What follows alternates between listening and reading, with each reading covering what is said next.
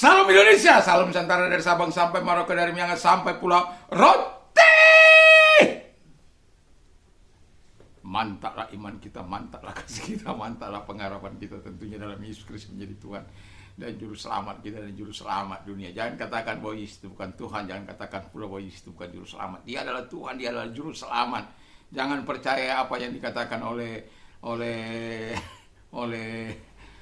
kain nama yang mengatakan bahwa paspor kita masuk surga, seperti yang dikatakan asyhadu anna ilaha illallah Muhammad Rasulullah. Jangan percaya, biarkan mereka mempercayainya itu, tapi kita sebagai orang percaya, kita tidak diharuskan untuk mempercaya apa yang mereka katakan, karena Yesus sudah berkata, aku sudah jalan kebenaran dan hidup, tidak seorang sampai kepada Allah kalau tidak melalui aku. Jangan mau dipengaruhi orang, jangan mau disesatkan nabi-nabi palsu, pengajar-pengajar palsu, orang-orang palsu. Dan saya tetap ingatkan engkau kain nama, supaya engkau mengajar teologi Al-Quranmu saja. Jangan engkau menyambar-nyambar. Kamu percaya kepada Muhammad, tapi kamu kupas tentang iman kami. Tidak bisa move on ya. Kasihan dulu. Kalau percaya kepada sebuah agama, pegang dia, ikuti ajarannya. Kok malah justru kamu sesatkan ajaran orang? Haleluya. Dan saya mau katakan kepadamu, pilihlah Tuhan Yesus, engkau akan selamat. Dan nanti satu kali akan ada tangisan yang sangat mengerikan. Tapi saya sebagai hamba Allah, saya mau katakan, jangan pilih tangisan itu, pilih kehidupan yang kekal. Pilih surga kecil di bumi ini, dan surga besar nanti kita akan dapat di tempat yang sudah disediakan bagi kita. Yesus sudah menyediakan tempat bagi kita, dan gak ada paspor-pasporan di situ. Yang ada hanyalah kita bisa masuk melalui nama Yesus, karena di bawah kolong langit itu tidak ada nama lain yang diberikan kepada manusia yang olehnya kita diselamatkan terkecuali dalam nama Yesus. Baca itu dalam Kisah Rasul 4 ayat 12. Jadi jangan mau dipelintir-pelintir. Puji nama Tuhan, dan saya mengucapkan selamat pagi bagi kita. Kiranya kita berdoa dan beraktivitas dalam kekuatan Tuhan, kekuatan iman, kekuatan firman, kekuatan Roh Kudus, sehingga semangat Tuhan senantiasa menyertai kita. Sebelumnya mari kita berdoa. Terima kasih Bapa di surga, kiranya doa dan puasa kami memberikan dampak kepada orang lain dalam nama selalu. Amin. Masih dalam Markus 9 ayat 19 dan 23, demikian bunyi firman Allah. Maka kata Yesus kepada mereka, hai kamu angkatan yang tidak percaya, berapa lama lagi aku harus tinggal di antara kamu? Berapa lama lagi aku harus sabar terhadap kamu? Bawalah anak itu kemari. 23. Jawab Yesus, katamu jika engkau dapat, tidakkah ada yang mustahil bagi orang percaya? 24-nya, segera ayah anak itu berteriak, aku percaya, tolonglah aku yang tidak percaya ini. Ayat 22. Dan seringkali roh itu menyeret dia ke dalam api ataupun ke dalam air untuk membinasakan. Sebab itu jika engkau dapat berbuat sesuatu, tolonglah kami dan kasihanilah kami. Haleluya. Jadi tema kita adalah doa dan puasa yang berdampak, ya, terutama bagi pelaksananya sendiri. Jadi dia harus berdampak, ya, memberikan pengaruh, memberikan perubahan dalam kehidupannya. Dan dari awal saya sudah bilang, berdoa dan berpuasa itu dengan motif yang baik, dengan merendahkan hati, membuka belenggu-belenggu kelaliman dan hal-hal yang tidak menyenangkan, membiarkan pintu rahmat Allah, membiarkan Roh Kudus masuk untuk mengintervensi kehidupan kita, dan dengan sikap-sikap yang baik di dalam kehidupan ini. Bukan sifat-sifat amarah yang seperti yang dilakukan dalam Yesaya 58 ayat 1-6 itu. Tidak. Tetapi kita melakukan apa yang diperintahkan oleh Tuhan. Nanti saya akan kupas itu dalam Yesaya 58. Tapi untuk beberapa hari ini saya masih konsen kepada ayat-ayat ini. Nah, kita sudah membaca tadi, ketika kita berdoa dan berpuasa, akan berdampak bagi kita dan bagi orang lain. Nah, yang bagi kita itu apa sih? Bagi diri kita, berdoa dan berpuasa melenyapkan ketidakpercayaan. Jadi ketika kita berdoa dan berpuasa itu melenyapkan ketidakpercayaan. Jadi kalau ada orang berdoa dan berpuasa tetapi tidak melenyapkan kekhawatirannya, ketakutannya, kecemasan yang dihadapinya, itu bukan berdoa dan berpuasa yang sungguh-sungguh di hadapan Allah. Karena ketika kita berdoa dan berpuasa, Allah kan yang beberapa hari yang lalu kemarin saya katakan, Allah itu mengisi kita dengan iman dan kekuatan baru dari Tuhan. Jadi hal-hal yang meragukan kita, yang membuat kita bimbang, yang membuat kita ragu, kita akan campakkan itu dalam nama Yesus. Itu sebabnya puasa itu perlu kita lakukan dengan baik dan benar, sesuai yang diharapkan oleh Tuhan. Sehingga memberikan dampak bagi orang yang melakukan doa dan puasa itu, di mana dia hilang, lenyap keraguannya dalam dirinya. Yang kedua kata firman Allah adalah, bagi diri kita yang berdoa dan berpuasa, membuat segala sesuatu mungkin. Ayat 23-nya, saya ulang, saya baca. Yesus berkata kepada dia, jika engkau dapat, tidak ada yang mustahil bagi orang percaya. Tidak ada yang mustahil bagi orang percaya. Ya apa benar? Ya apa benar? Benar apa ya?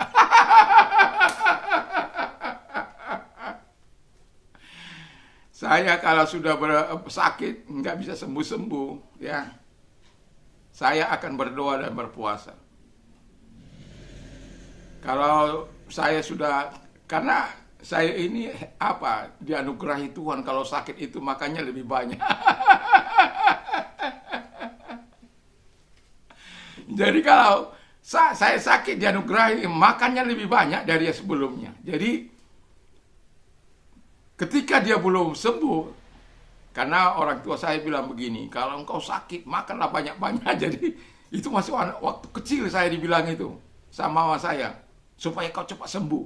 Dan itu saya lakukan. Tapi kalau dia nggak sembuh, saya harus berpuasa. Dan dengan jalan ini, belum pernah saya lihat gagal. Karena apa? Tuhan akan menolong kita, dan dia akan melakukan mujizat. Bagi orang percaya, mujizat itu mungkin. Apalagi bagi dia, apalagi bagi Tuhan, tidak ada yang tidak mungkin bagi dia. Tidak ada yang terlalu sukar bagi dia. Tidak ada yang tidak dapat ditaklukkan oleh dia. Tidak ada yang tidak dapat dikalahkan oleh dia. Haleluya. Dan itu sebabnya kita sebagai orang percaya berpegang teguh pada kehidupan ini. Dan lakukan apa yang kita mau lakukan, yaitu berdoa dan berpuasa. Sehingga memberikan dampak bagi dirimu dan bagi orang lain. Bagi dirimu, engkau kehilangan keraguan dan menambah imanmu. Dan juga kemudian dia akan juga memberikan engkau iman yang ketika engkau, yang kedua kan dikatakan, bagi diri kita dan kita berdoa dan berpuasa, itu membuat segala sesuatu mungkin. Karena tidak ada yang mustahil bagi orang percaya, tidak ada yang terlalu sukar bagi Tuhan. Haleluya. Jadi biarlah kita sebagai orang percaya betul-betul mengandalkan Tuhan dalam kehidupan ini. Kalau ada hal-hal yang belum bisa kita selesaikan, mari kita belajar seperti Yesus berdoa. Kalau memang harus panjang, kita selesaikan dengan panjang. Walaupun mungkin kita tidak seperti Yesus dalam melakukannya, tapi ada niat yang tulus dari hati kita untuk berdoa dan berpuasa. Bahwa kita berdoa dan berpuasa bukan tanpa tujuan. Kemarin saya sudah di pagi kemarin saya sudah berbicara soal tujuan untuk berdoa dan berpuasa itu. Nah, jadi doa puasa kita harus berdampak bagi kita dan bagi diri kita. Dan kita yakin apa yang tidak mungkin menjadi mungkin. hal yang mustahil kita lakukan, bisa kita lakukan. Karena janjinya.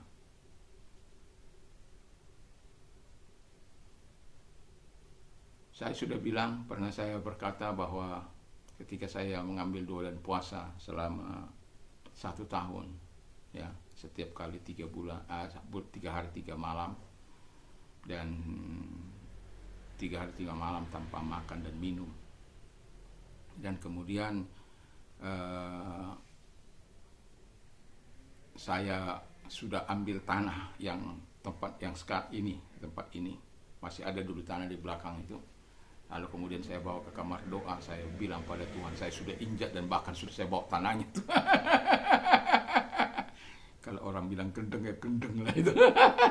Tapi saya percaya akan mujizat Tuhan, akan percaya pertolongan Tuhan pasti datang. 1 bulan, 2 bulan, 3 bulan, 4 bulan, 5 bulan, 6 bulan kami diberkati mobil melalui doa anak saya. 7 bulan, 8 bulan, 9 bulan orang ini mati ampal, pemilik rumah ini. Dan kemudian pada hari yang sama dia mati ampal itu. Udah lama saya tidak datang kemari, tapi hari itu kok saya ingin datang kemari. Lalu kemudian saya datang, saya gedor-gedor, tidak terbuka. Nah, saya mau pulang, tapi tiba-tiba ketika saya menghidupkan mesin mobil saya, dia kletek. Wah, saya keluar lagi dan saya melihat. Dan ketika dia lihat saya, dia menari, Yesus Sancti, Yesus Sancti, Yesus Sancti, Yesus. Saya sudah pernah bercerita soal ini. Dan pada akhirnya jadilah rumah ini 50 juta. Walaupun ada banyak hal yang memungkinkan itu tidak bisa terjadi, tapi karena memang Tuhan yang menyuruh dia, dan itu saya yakini. Selama beberapa waktu saya tidak yakin sebenarnya bahwa Tuhan membuat dia mati, walaupun saya begitu. Tapi setelah saya mengatakan ketika dia mengatakan gak jadi tempat ini karena dipengaruhi orang, saya minta down paymentnya. Lalu saya bilang, Anda berurusan dengan Tuhan Yesus Kristus. Wih, jangan, iya sudah jadi. Dan pada akhirnya saya tahu, oh benar.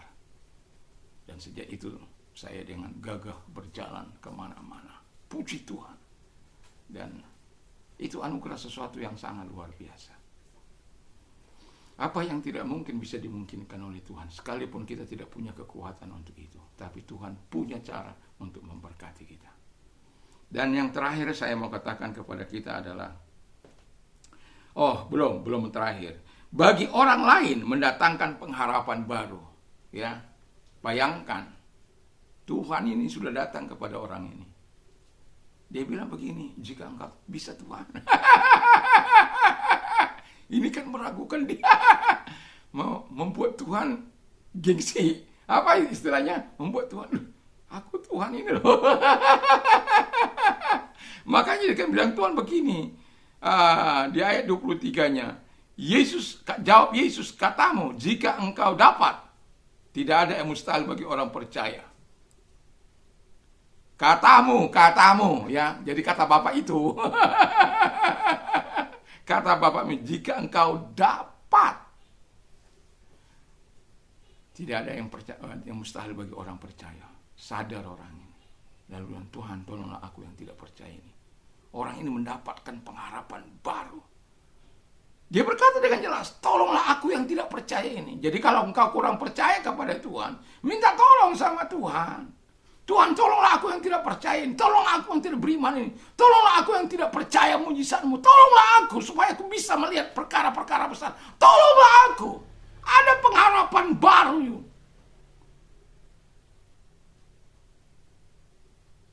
Kalau engkau lakukan itu, Tuhan akan melakukan hal yang luar biasa. Dan yang terakhir kata firman Allah adalah, bagi orang lain mendatangkan mujizat. Haleluya. Jadi bagi orang lain, bagi kita juga bisa mendatangkan mujizat. Tadi sudah saya katakan, bagi orang lain itu mendatangkan mujizat. Bayangkan anak ini yang sudah lama tuli, tidak mendengar, bisu, tidak berkata-kata, diusir dalam nama Yesus, pada akhirnya terjadi mujizat Tuhan. Jadi bagi orang lain, ketika engkau mengambil doa dan puasa, dia harus berdampak.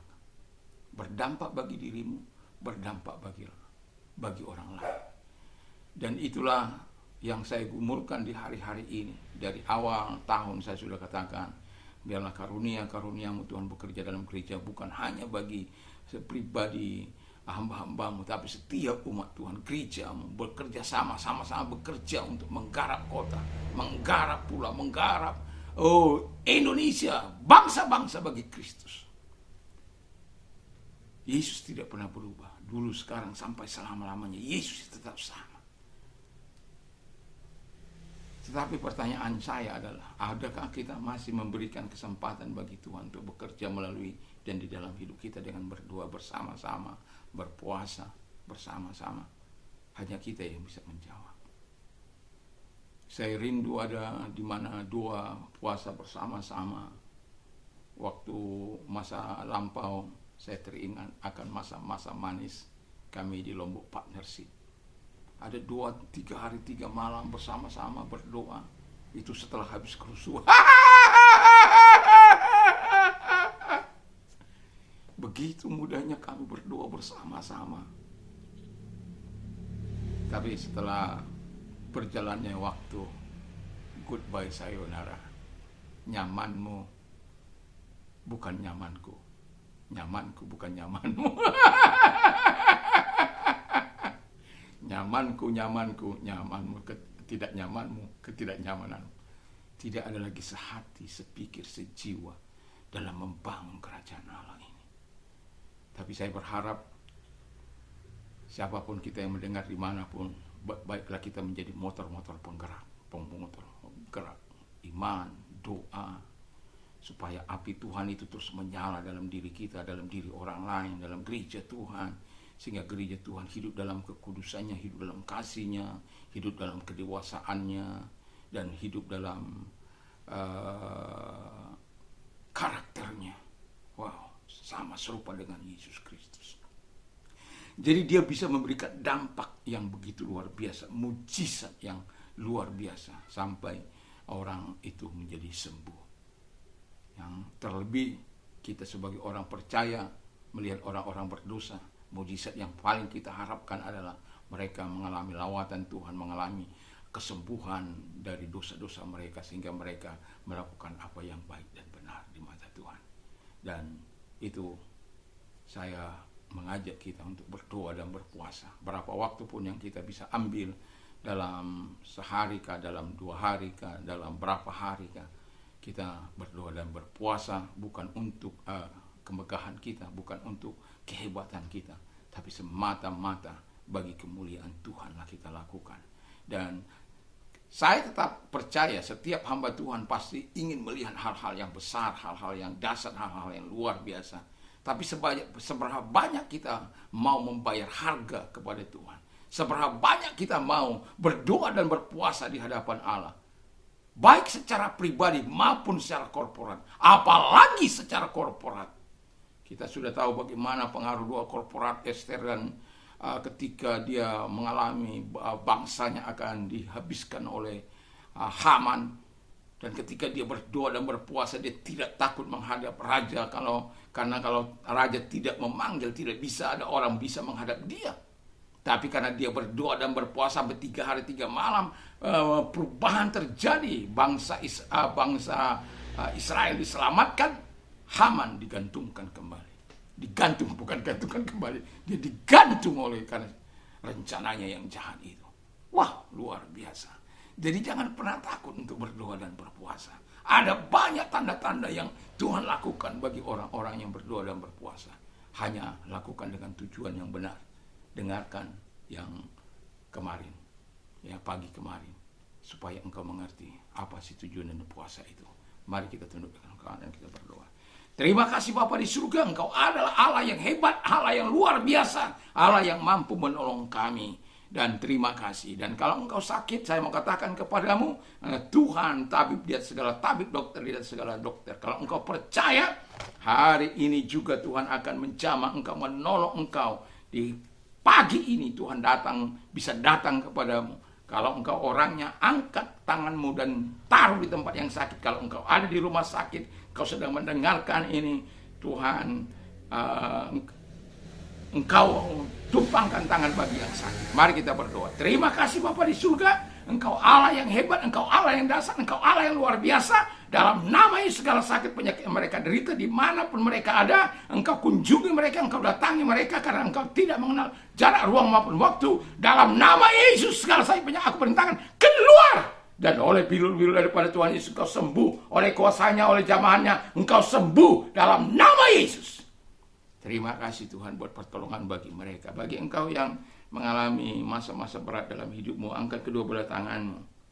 Dan kita berdoa, terima kasih, kau tolong mereka, engkau berkati mereka, datang kepada mereka dengan kuasa, dengan kekuatanmu Bapa di surga dalam nama Yesus. Apimu datang kepada mereka, kekuatanmu datang kepada mereka, sehingga mereka betul-betul mengandalkan engkau dalam hidup mereka, dalam nama Yesus.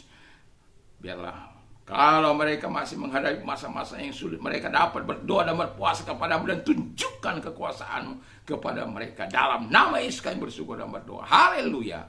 Amin. Tuhan memberkati, kiranya damai sejahtera Allah yang melampaui segala akal akan melihara hati kita untuk beraktivitas di dalam terang dan kasih Tuhan. Mantap, mantap.